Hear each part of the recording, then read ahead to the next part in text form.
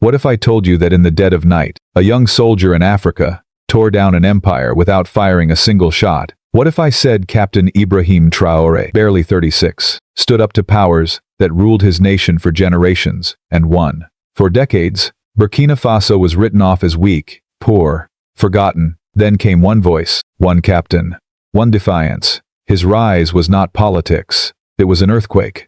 It was a slap in the face of every foreign hand that thought Africa would never rise. And the shock, this is only the beginning. What if I told you that in the dead of night, a young soldier in Africa tore down an empire without firing a single shot? What if I said Captain Ibrahim Traore, barely 36, stood up to powers that ruled his nation for generations and won? For decades, Burkina Faso was written off as weak, poor, forgotten. Then came one voice, one captain, one defiance. His rise was not politics. It was an earthquake. It was a slap in the face of every foreign hand that thought Africa would never rise.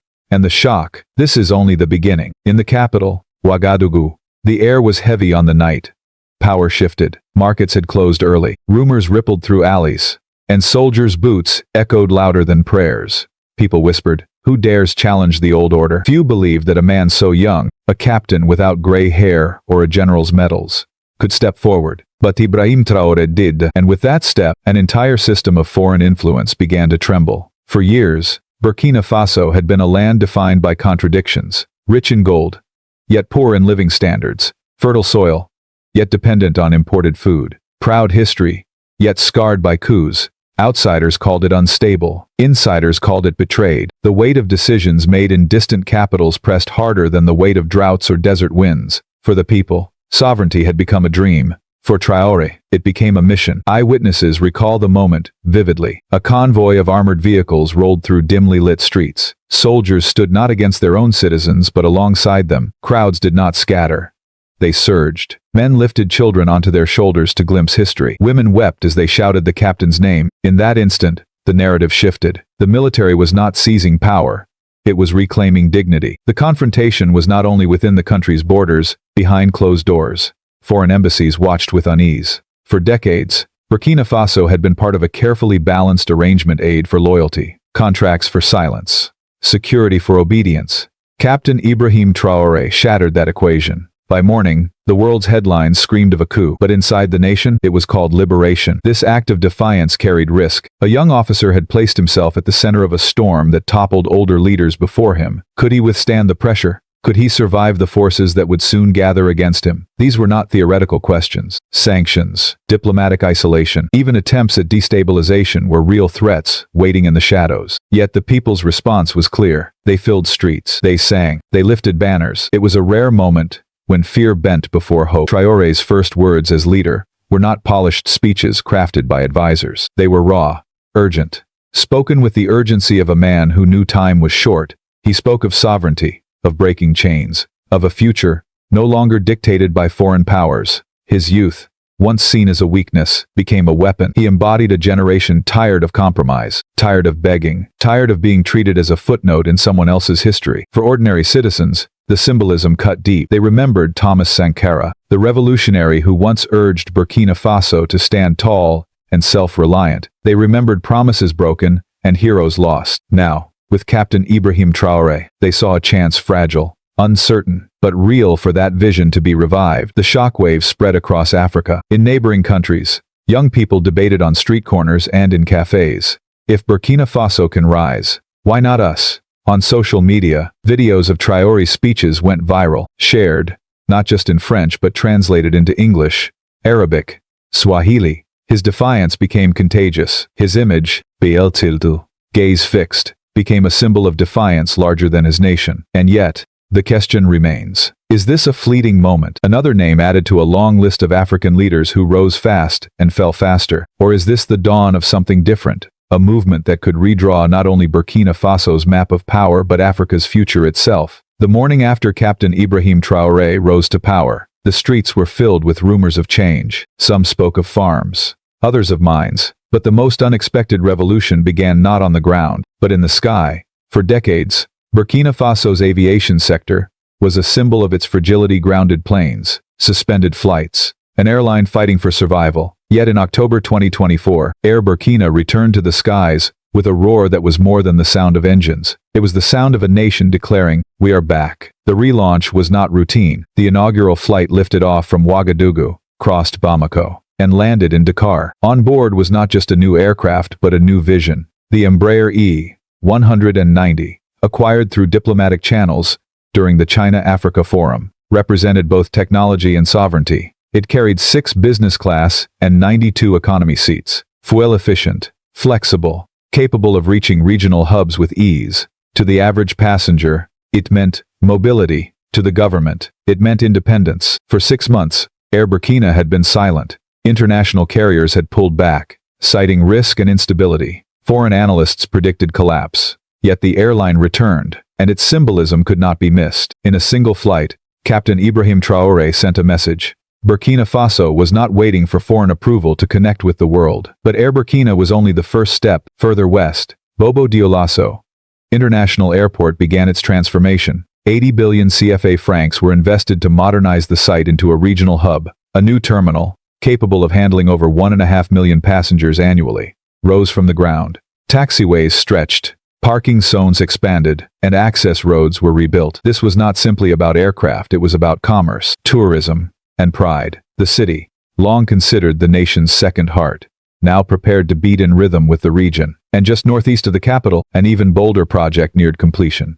The new Ouagadougou Donson Airport, set to replace the aging Thomas Sankara International, hemmed in by city streets and safety risks. With construction more than 80% complete, the new site promised a runway of 3.5 kilometers, expandable to 4, and a terminal designed to handle up to 1 million passengers per year. Vinci, the French firm leading construction, partnered with local institutions to introduce low-carbon concrete and a 25-megawatt solar plant to power the site. In a country once plagued by blackouts, the symbolism was clear. Airports of the future would not only fly planes but generate power. The numbers mattered. Billions in investment, thousands of jobs, millions of passengers. But the meaning mattered more. For decades, Burkina Faso had been landlocked in every sense by geography, by dependency, by perception. Now, with every kilometer of runway, the walls began to crack. Eyewitnesses recall the moment Air Burkina's jet taxied onto the tarmac, its engines whirring under the morning sun. Ground staff, some unpaid for months in previous years, stood straighter. Families waved from behind fences. For them, this was not just about tickets and timetables. It was proof that their country could move forward on its own terms. International reaction was swift. Some applauded the resilience. Others questioned the cost. Western media focused on the risks of isolation from traditional partners.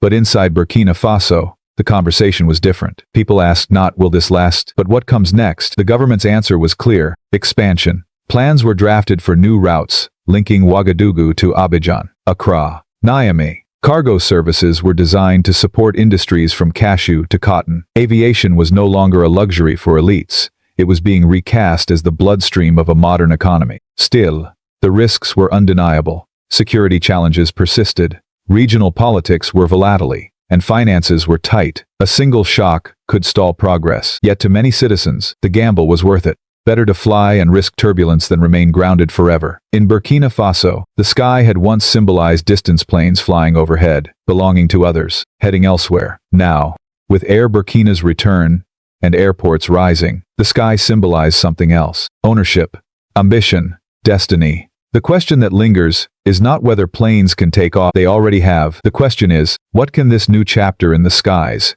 carry? A nation still healing on the ground. While Burkina Faso lifted its gaze to the skies, another revolution was taking root underfoot. For Captain Ibrahim Traoré, sovereignty was not only measured in airports and aircraft, it had to be planted in the soil, harvested in the fields, and carried by the hands of farmers. The quiet battle for independence was happening not in parliaments but in cassava rows, tomato patches, and cashew orchards. The centerpiece of this transformation is the cashew industry. Once an export crop sold raw and cheap, cashew is now being processed locally, in a new $11 million facility, rising from the heart of the nation. This plant is more than steel and machinery. It is a symbol. It promises 20,000 direct jobs, with projections as high as 50,000 when fully operational. For decades, profits leaked abroad to foreign processors. Now, kernels are cracked and packaged by Burkinabe hands, and value stays where it is grown. The same story unfolded with tomatoes. In Bobo Dioulasso, the second largest city, A fully citizen-funded factory turned dreams into cans of tomato concentrate. 7.5 billion CFA francs raised not by banks but by villagers and diaspora communities, built a facility capable of processing 100 tons of tomatoes per day. Every hour, 800 kilograms of paste rolled off production lines. The expected return, 8 billion francs in just 5 years. Beyond numbers, it meant security for farmers who once watched their harvest rot in the sun. It meant dignity for transporters, traders, and women vendors, who finally had a stable supply chain. Eyewitnesses described the opening day. Elders who once lost crops to waste stood beside young investors, watching the first red paste pour into cans stamped "Made in Burkina Faso." The applause was not for a product, it was for a promise fulfilled. But factories alone could not change the nation. Traoré's government pushed further with the Agropastoral Offensive, 2023-2025. A 78 billion franc initiative that armed farmers with more than words. Over 400 tractors rolled into rural provinces, followed by 339 motorcycles, 710 motor pumps, and hundreds of bikes for extension agents. Alongside machines came supplies: 69,000 tons of fertilizer, 10,000 liters of phytosanitary products, 18,000 tons of vegetable seeds. This was not charity, it was investment. It was, as one farmer put it, our second independence. The strategy reached even deeper with youth. Imbarshi, the agro-civil pastoral incubator project, handed every student 2 hectares of land, irrigation, seeds, and tools. This is not schoolwork, one official explained. This is preparation for sovereignty. Then,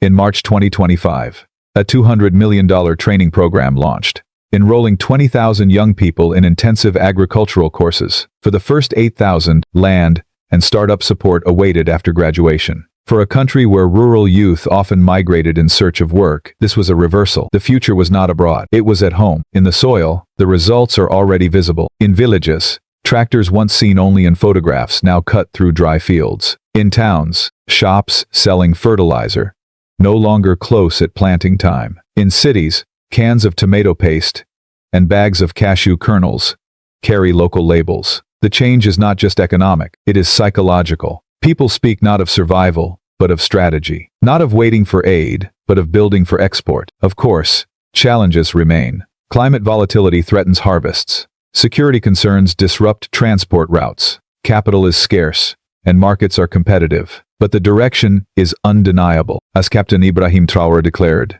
a nation that cannot feed itself will never be free. For Burkina Faso, food has become more than a necessity. It has become a weapon of sovereignty, a shield against dependency, and a seedbed for pride. The question now is stark: can the soil of Burkina Faso, long neglected and exploited, truly carry the weight of a nation's freedom? As Burkina Faso tilled its fields and raised its factories, another foundation of sovereignty was being laid: finance. Captain Ibrahim Traoré knew that tractors and airports could not stand without capital to fuel them. On the 7th of October, in Ouagadougou, a vision first imagined in 1988 finally came alive: the launch of the Postbank of Burkina Faso. With an initial capital of 15 billion CFA francs, the new bank was not designed for elites or foreign investors. It was built as a bridge, a structure of inclusion for those long excluded farmers in remote villages, market women with no collateral, youth with ideas, but no accounts. Through its link with the national treasury, Postbank carried the state's reach into corners where commercial banks never went. Its services were simple, but transformative.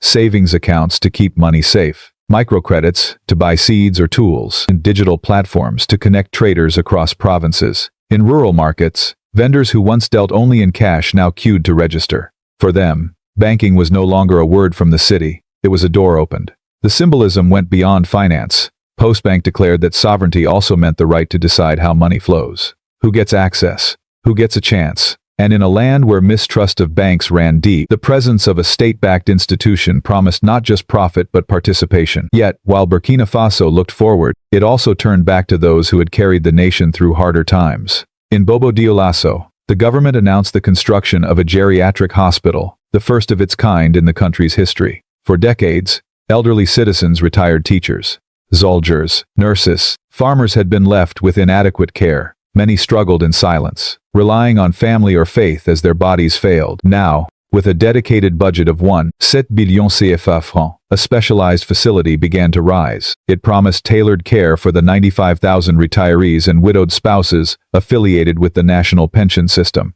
Annual checkups, essential medicines, dedicated wards. These were not luxuries, but overdue recognition. On the day of the announcement, one retiree, a 70-year-old former civil servant, was quoted as saying, "We gave our youth to this country. Now it gives back to us." His words captured the deeper meaning. Development was not only about airports and factories. It was about dignity for the young planting seeds, and for the old, who once held the plow. The dual pillars of Postbank and the geriatric hospital reveal a broader philosophy. Sovereignty, in Traore's vision, is intergenerational. It empowers youth with credit and honors elders with care. It spreads across city boulevards and rural hamlets, touching both tomorrow's entrepreneur and yesterday's builder. Still, the challenges are evident. Financial literacy is uneven. Extending services to remote villages demands infrastructure and patience.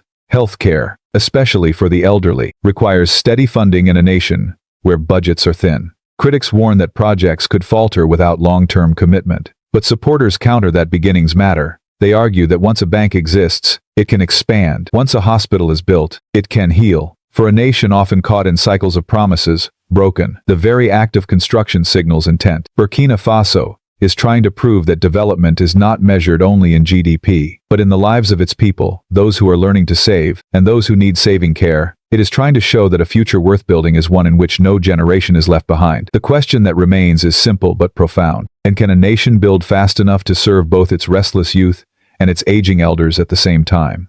If roads and banks are the skeleton of a nation, then classrooms and hospitals are its beating heart. Captain Ibrahim Traoré understood that no revolution could stand without knowledge, no sovereignty could survive without health, and no future could be claimed without memory. In 2025, Burkina Faso took a step that stunned observers. Education was declared free, from primary school to university. For thousands of families, this was more than policy. It was liberation. In rural villages where parents once chose which child to send to school and which to keep at home, the choice was removed. Every child could walk to class without fear of unpaid fees. The poorest households, long trapped by costs, now saw doors opening. A mother in the Plateau Central region told reporters, "For the first time, I believe all my children will read." Behind the declaration was an ambitious 5-year plan, the Presidential Initiative for Quality Education for All. Its projects sprawled across the map: 39 new university lecture halls under construction, 44 modern secondary schools, 10 technical and vocational centers. In regions silenced by insecurity, 250 schools rose as symbols of resilience. And at the heart of the effort,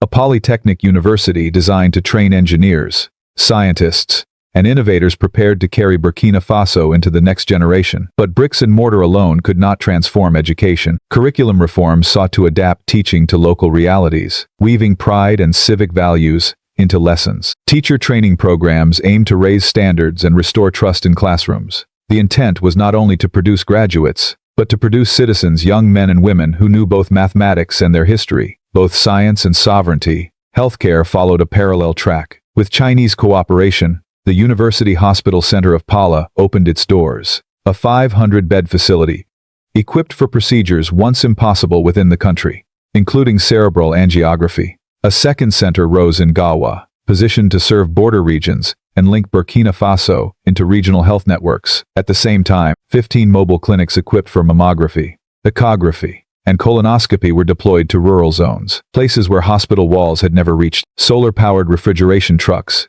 carried vaccines into villages, ensuring life-saving supplies arrived unspoiled. Through the Presidential Initiative for Health, 55 new community medical centers and 5 intensive care units were funded. To families once resigned to traveling for hours to seek care, these developments meant something simple but profound: survival closer to home. Yet even as Burkina Faso built for the future, it looked to heal wounds of the past. In Ouagadougou, a new mausoleum and museum dedicated to Thomas Sankara took shape on sacred ground, the very place where he and comrades were assassinated in 1987. Designed by renowned architect Francis Kéré, the complex spanned nearly 10,000 square meters, crowned by an 87-meter tower. Inside, spiral ramps led visitors through the story of Sankara's ideals: self-reliance, justice, unity. Workshops, a media library, and gardens surrounded the monument. transforming it into a living classroom. For many, the symbolism was overwhelming. Burkina Faso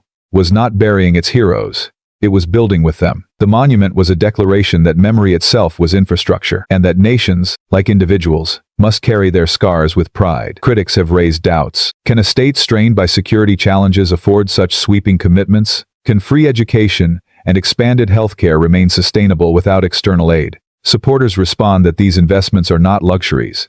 They are the roots of independence.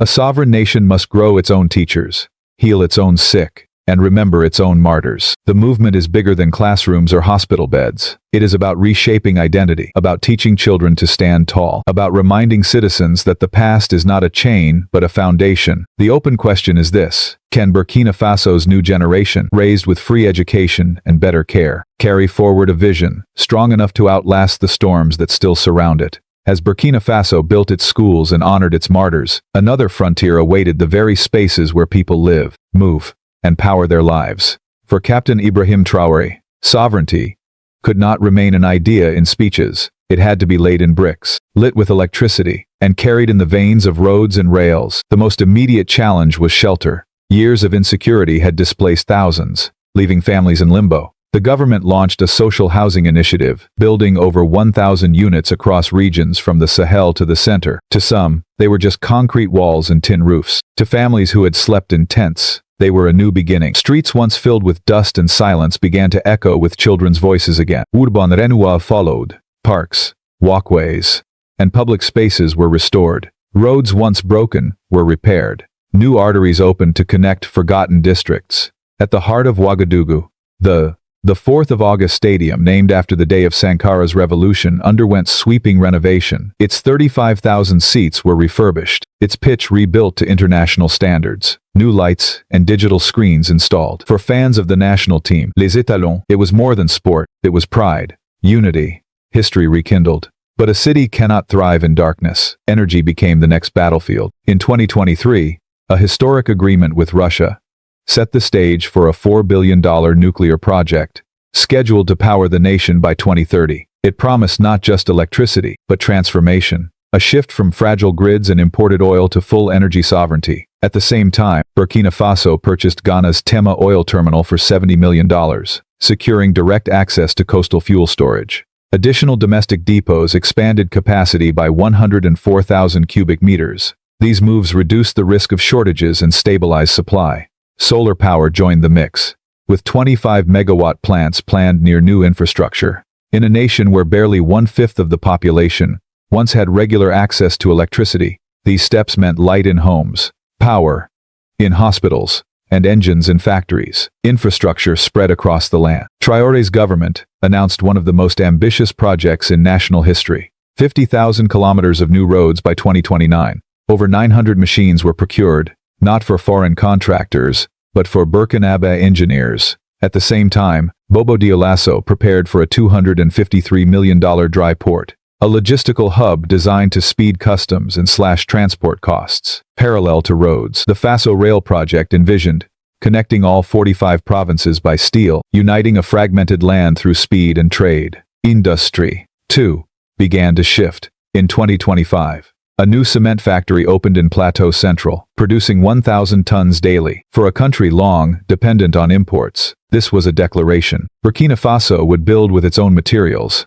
Alongside cement, textiles became a tool of sovereignty. Police and military uniforms were now produced locally. School children wore a faso d'enfani, and the import of second-hand clothing was banned. Courtrooms shed colonial wigs, adopting traditional attire. Clothing was no longer just fabric, it was identity, woven into law. Innovation appeared in unexpected places. In a small workshop in Ouaga 2000 engineers unveiled ITTOW, the nation's first indigenous electric car. With a range of 330 kilometers and rapid charging capability, it stood as proof that creativity was not the monopoly of the global north. Water followed energy as a pillar of survival. A $48 million sanitation initiative drilled boreholes, modernized 60 potable water systems, and built over 13,000 family toilets. At the Samandeni Dam, a fish program targeted 70,000 tons annually, blending food security with livelihoods. Beneath it all lay gold, the lifeblood of Burkina Faso's economy. For years,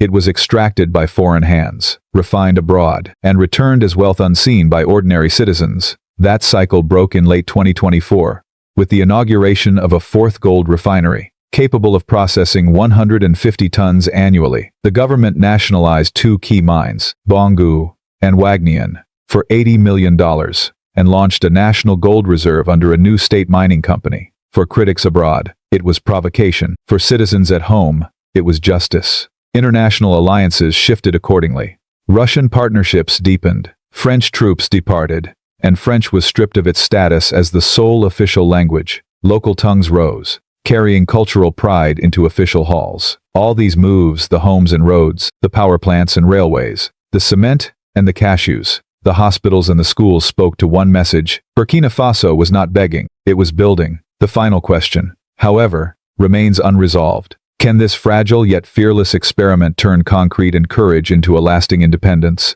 Or will history once again test the limits of a nation determined to rise?